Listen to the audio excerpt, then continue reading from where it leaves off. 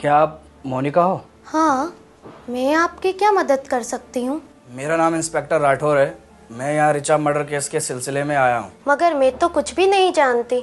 घबराने की कोई बात नहीं है, आपको बस हमारी कुछ मदद करनी होगी। मैं आपसे कुछ सवाल पूछूंगा जिसके जवाब हम आपसे चाहते हैं।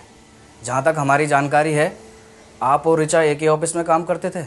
हाँ, हम दोनों पिछले 6 महीनों से directory of models in advertising बना रहे थे।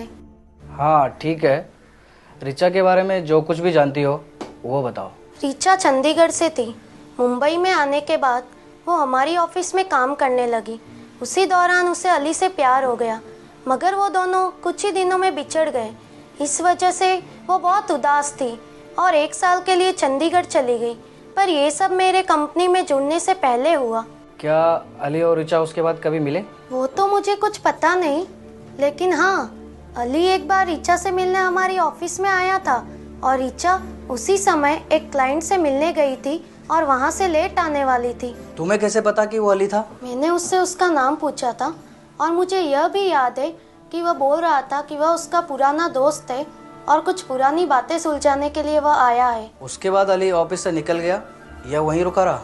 हाँ, वह कुछ देर के लिए ऑफिस के बाहर ही रुका था। तभी मैंने उसे बताया भी कि रिचा को लेट होने वाला है। फिर भी वह वहीं उसका इंतजार करता रहा।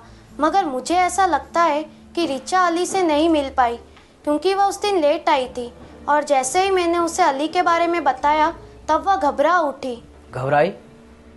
क्या उसका कारण उसने बताया? नहीं, लेकिन मुझे ऐसा लगता है कि अली जबरदस्ती उससे कुछ करवाना चाहता था जो वो नहीं करना चाहती थी। अच्छा,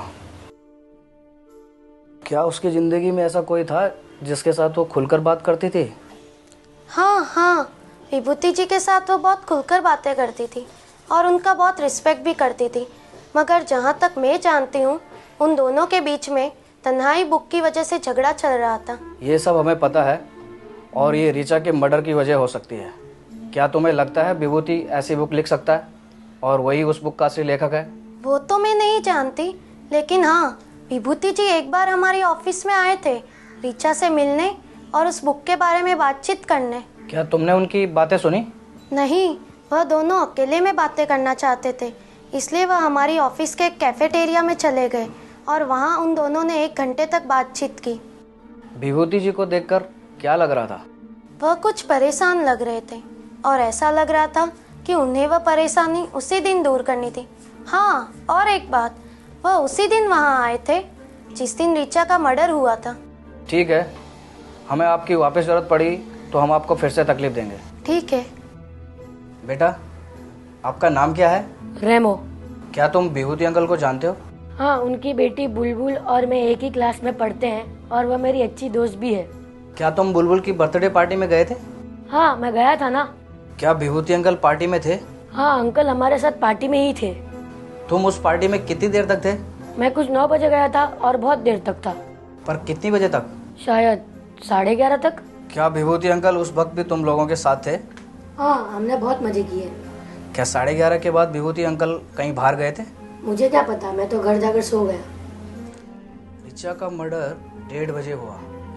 इसका मतलब विभूति के पास रिचा को प्लान बनाकर मारने के लिए बहुत सारा समय था। नहीं, विभूति अंकल ने रिचा दीदी का मर्डर नहीं किया होगा। तुम रिचा को कैसे जानते हो? मैं उन्हें जानता था क्योंकि वह मेरी दीदी की बहुत अच्छी दोस्त थी। तुम्हारी दीदी कौन है? उसका क्या नाम है? मोनिका दीदी। लेकिन मोनिका ने तो इस बारे में मुझे कुछ नहीं बताया। आपने मेरे बारे में कुछ पूछा ही नहीं होगा तो आपको क्यों बताएगी? तुमने मुझे बताया नहीं कि रेमो नाम का तुम्हारा छोटा भाई भी है। हाँ, मगर रेमो का इस केस से क्या संबंध है? मगर तुमने ये भी नहीं बताया कि तुम विभूति जी की बिल्डिंग में रहती हो। मैंने इसलिए नहीं कहा क्योंकि मुझे इसकी जरूरत ही नहीं लगी। अब मुझे तुम्हारे विभूति जी और रिचा के साथ कैसे संबंध थे पूरी तरह बताओ। मेरे और विभूति जी के कुछ खास रिलेशनशिप नहीं थे। मैं सिर्फ उनका बहुत रिस्पेक्ट करती थी। मगर मेरे और रिचा के बहुत अच्छे संबंध थे।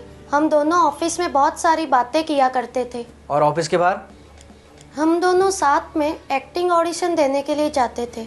अच्छा, तो तुम भी एक एक्ट्रेस हो? हाँ, मैं एक एक्ट्रेस भी हूँ। देखा, ये बात भी तुमने मुझे नहीं बताई। सॉरी, मुझे ध्यान नहीं रहा। देखो रेमो, तुम्हारी ऋचा दीदी का मर्डर हुआ है, तो हमें उसके कातिल को पकड़ना चाहिए ना। हाँ हाँ, इसलिए तो मैं आपकी मदद कर रहा हूँ। तो मुझे बताओ, ऋचा दीदी का तुम्हारे घर में आना जाना रहता था? हाँ। तो तुम्हें कुछ ऐसी बातें जरूर मालूम होंगी जो मुझे इस केस में मदद कर सकती हैं। हाँ, ऋचा दीदी किसी वजह से बहुत डरी हुई रहती थी। ये तो हमें पता है, अली ने बताया था, लेकिन हमारा शक है कि अली ने ही ऋचा का मर्डर किया है। नहीं, मुझे लगता है कि उसी स्ट्रेंजर ने ही ऋचा दीदी का मर्डर किया होगा। तो तुम मुझे प्रॉमिस करो, अगर तुम्हें उस स्ट्रेंजर आदमी के बारे में कुछ भी जानकारी मिले तो तुम उसी वक्त मुझे बता दोगे। तुम्हारे पास मेरा नंबर तो है ना? हाँ, मेरे पास आपका नंबर है 9821288400। मगर आप ये कैसे कह सकते हैं कि स्ट्रेंजर एक लड़का ही था? वो तो कोई लड़की भी हो सकती थी, लड़के के वेश में। अरे, ये तो मैंने सोचा ही नहीं। थैंक यू छोटू। रेमो की बात में दम तो है। आपको क्या लगता है, उस स्ट्रेंजर के मुखौटे के पीछे कोई लड़का था या फिर कोई लड़की? अगर आपको लगता है लड़का तो SMS कीजिए बॉय, और अगर आपको लगता है लड़की तो SMS कीजिए girl. SMS your right answer on 9821288400. The lucky winner will get an opportunity to do a free film direction cum script writing course at Montage Film and Television Academy, Mumbai.